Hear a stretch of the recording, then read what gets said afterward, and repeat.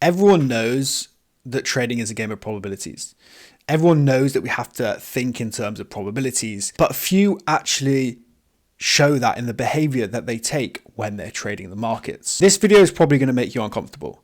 Not because I'm going to say uncomfortable things, but because I'm going to show you that a lot of the decisions that you've made around trading were actually just reactions to completely normal statistics. Now, this isn't going to be my normal mindset type video. This is going to be about what's actually happening mathematically when you trade and why your brain lies to you about it. So what actually is variance? Now, variance is simply the gap between what you expect to happen and what actually happens over a given stretch of trades. You can have a genuine proven edge and still look like a loser after weeks or even months. That's not because you don't have an edge, but that's simply how probabilities and variance works. See, backtests and track records give you an average over a large sample of trades. But in the real world, we don't live in perfect distributions. We don't live in averages. We simply live in specific sequences.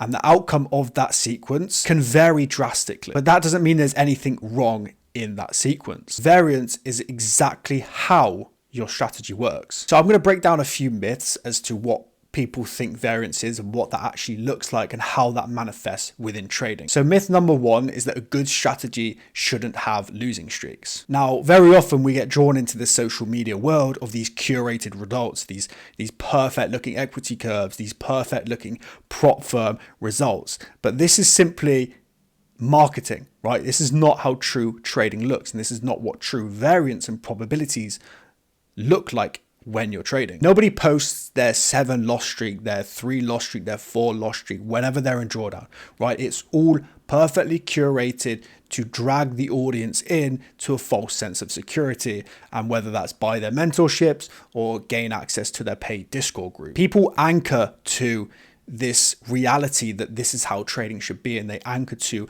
a win rate looking a certain way when they're trading. The reality is that strategies with a below 50% win rate have long losing streaks, and even strategies over 50% can have extended periods of losses. Now, this doesn't mean that the strategy is necessarily wrong, the edge is destroyed. It simply means variance is taking control, and that's how variance manifests. That's how probabilities actually works.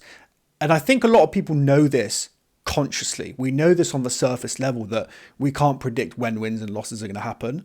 But subconsciously, it's very difficult for us to accept this and to come to terms with what this actually looks like and how this manifests when we're trading. And the reality is, if you can't handle the worst case scenario, the worst losing streak that your strategy is likely to come into contact with, then you're not actually trading that strategy. You're just waiting to abandon it. Now, myth number 2 is the idea that variance goes away after taking set number of trades. And the reality of it is that variance is always there. Probabilities are always going to be there. And so the distribution of wins and losses is always going to be variable. It's always going to change. And you have no control over that. And that's just the raw, honest reality of it. People hear like the law of large numbers and they just assume that my results are going to smooth out over time. But that's not how results work, because we don't look at results on a long-term basis. Very often, you and I, we look at individual trades, individual outcomes, and we look at that on a smaller scale. We hyper-focus on the outcome of each individual trade, and we become emotionally attached to that. Whereas as traders, as asset managers and risk managers, we need to take a zoomed-out approach. We need to look at the strategy for what it is, the variance for what it is, the probabilities for what it is, and understand how that actually manifests over time, and the fact that it doesn't manifest over a small sample. It manifests over a large sample of trades. So more trades doesn't get rid of variance. It simply narrows our gap between expected value. So the more trades that we take, the more likely we are to reach the expected value of that strategy, if that makes sense. So it's key to understand that more trades, it doesn't necessarily smooth out your equity curve. Essentially, more trades just gives variance more room to express itself. And the third myth is that my strategy stopped working, I need to change it. Now, why do people believe this? So very often when we go into drawdown, a drawdown feels like evidence, like we're doing something wrong, like something's not working. And that's normal, natural human behavior and how we're wired to think. Your brain is literally wired to find patterns and causes as to why something is happening. So when you lose money, your brain is looking for something that's wrong. And it comes back to social media as well, where we have this mindset and this mentality on socials. If you don't adapt to the market, you'll die, right? The market conditions change and you must keep evolving with the market, which is true to an extent, but that's not the whole story. You need to have a clear framework between identifying whether this is normal variance or whether this is actually edge decay. See, most of the time when traders say they're adapting to market conditions, what they're simply doing is actually reacting to normal drawdown as per their strategy. They're simply curve fitting to recent noise. And this brings me to the optimization trap cycle. What happens is traders trade a strategy, the variance causes drawdown. The trader then tweaks their rules. Their new rules are fitted to the new data, and the next period of data punishes the new rules. Then the trader tweaks the strategy again, and you get this cycle, this never-ending cycle that continues until they've destroyed a perfectly good system. See, without running the numbers, you literally cannot tell the difference between normal drawdown within my system's parameters and genuine edge decay. Your feelings about a strategy, the statistics of a strategy, are not a statistical edge. They have no significance. The fix to this is simple but difficult. You must define in advance what your worst case scenario is for your strategy. And what does that actually look like? Max drawdown, max consecutive number of losers, worst monthly return, etc. If you're inside those bounds, your strategy is still working. So you have to sit on your hands and keep executing that model.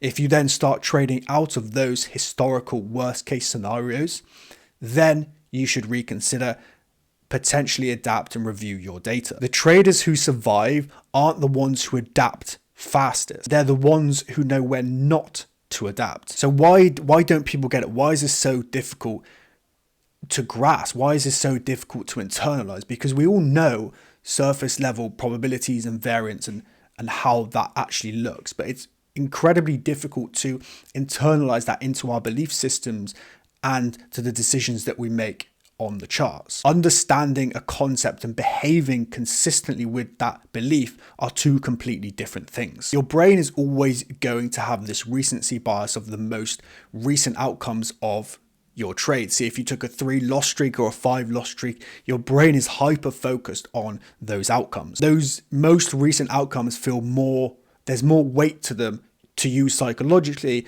than say a backtest of 500 trades. See, we experience trades sequentially, not statistically. Like when you look at a backtest, you see the trading as a whole, you see the strategy as a whole. But when you're trading it, when you're in the moment, you experience it on a trade by trade basis. And each trade carries emotional weight to it. Loss number 4 in a losing streak doesn't feel like another data point. It feels like another loss. It feels like something is broken, something is doing wrong. It feels like evidence, but it's not. And social comparison is always going to destroy context here. This is why I reframe people away from social media when they're in drawdown, because there's always going to be someone doing better than you. There's always going to be someone posting their wins. That's literally how social media is built. It's built to get people's attention. And how do we get people's attention? By posting winners, by posting big payouts, by posting funded certificates. And when we see this and we compare it to ourselves, we think that we're doing something wrong and they're doing something right. And that's when you're more likely to adapt, when you're more likely to change, when you're more likely to tweak your strategy because of those external factors. But you don't understand what's going on behind the scenes with these people, especially on social media.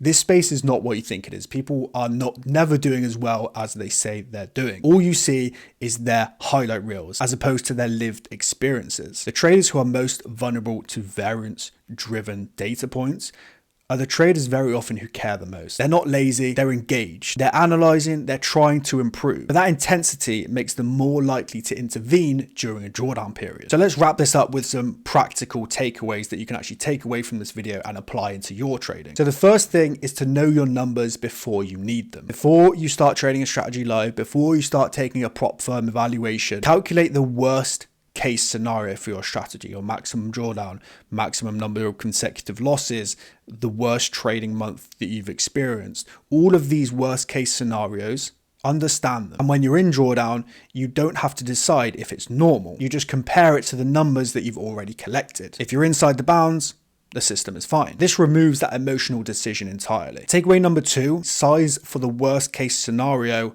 not your average. See, most traders size their strategy based on the average expectancy of that strategy. But you're a risk manager. Your goal is to protect your downside. So you have to make decisions based on the worst case scenario, and you have to allocate risk based on the worst case scenario. And your goal is to make sure you can survive it financially. Next is then to create a rule when you're in drawdown. No changes during drawdown. This is probably the simplest and most powerful thing that you can do. And you must make it a hard rule not to modify, not to change anything about your edge during these drawdown periods. All system reviews, all strategy reviews should happen when you're either back to break even or when you hit new equity highs. This allows you to actually think clearly, because when we're bleeding, when we're in drawdown, when our strategy is losing, we often think far more emotionally, and we make decisions based on those emotions about how those results make us feel.